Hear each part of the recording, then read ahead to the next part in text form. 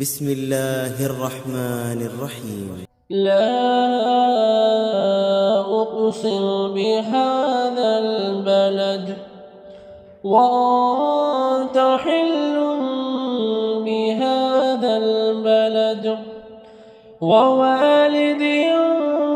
وما ولد لقد خلقنا الإنسان في كبد أيحسب أن لن يقدر عليه أحد يقول أهلكت مالا لبدا أيحسب أن لم يره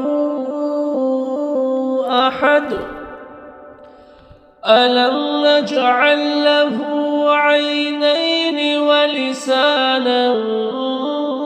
وشفتين وهديناه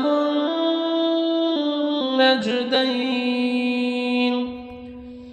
فلاقتحم العقبة وما أدراك ما العقبة فك رقبة أو إطعام في يوم ذي مسغبة يتيما ذا مقربة أو مسكينا ذا متربة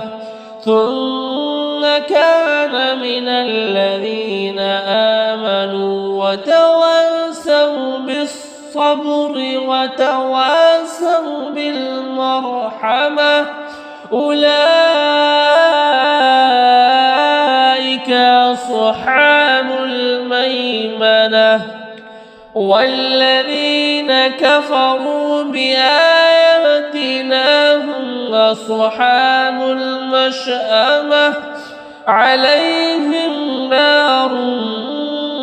مؤصدة.